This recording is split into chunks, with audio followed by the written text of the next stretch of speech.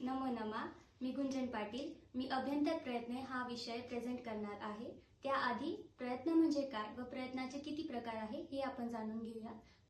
वर्ण उच्चारण करण्यासाठी मुखामधील प्रयत्नांना प्रयत्न असे म्हणतात. प्रयत्नाचे दोन प्रकार आहे, अभ्यंतर प्रयत्न आणि बाह्य प्रयत्न. अभ्यंतर प्रयत्न. अभ्यंतर म्हणजे आत. वर्ण उच्चारण करण्याआधी मुखात होणाऱ्या प्रयत्नांना अभ्यंतर प्रयत्न असे म्हणतात. याचे 5 प्रकार आहे: स्पृष्ट, ईषत स्पृष्ट, विवृत, ईषत विवृत आणि संवृत. तर आता आपण अभ्यंतर प्रयत्नाचा पहिला प्रकार बघूया, स्पृष्ट. सूत्र स्पृष्टम प्रयत्नम स्पर्शनम. म्हणजे या प्रयत्नामध्ये जिव्हा मूर्धा, तालु, दंत आदी उच्चारण स्थानांना स्पर्श करते, म्हणून यांना स्पर्शवर्ण असेही म्हणतात. यात क ते म वर्णांचा समावेश येतो.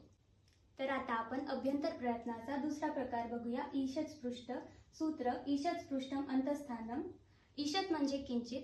या प्रयत्नामध्ये जिव्हा उच्चारण स्थानांना किंचित स्पर्श करते, म्हणून यात यन प्रत्याहारस्थ वर्णांचा समावेश आहे. जसे य व र ल हे अंतस्थ वर्णांचा समावेश येतो. तर आता आपण अभ्यंतर प्रयत्नाचा तिसरा प्रकार बघूया, विवृत. सूत्र विवृतम स्वराणाम. या प्रयत्नातील वर्णांचा उच्चारण करण्यासाठी तोंड उघडावे लागते. यात सर्व स्वरांचा समावेश होतो. आता आपण चौथा प्रकार बघूयात, ईषत विवृतम. सूत्र ईषत विवृतम उष्माणाम. या प्रयत्नातील वर्णांचा उच्चारण करण्यासाठी तोंड किंचित उघडावे लागते, तसेच जिव्हा कमी वर उचलावी लागते. यात उष्म वर्णांचा समावेश येतो, श, श, स, ह.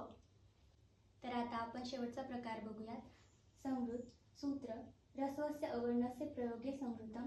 संवृत म्हणजे झाकलेले व बंद. यामध्ये उच्चारण करताना हवेचा मार्ग बंद असतो. यात ह्रस्व अ याचा समावेश असतो. अशा प्रकारे आपण अभ्यंतर प्रयत्नाचे 5ही प्रकार बघितले आहे. धन्यवाद.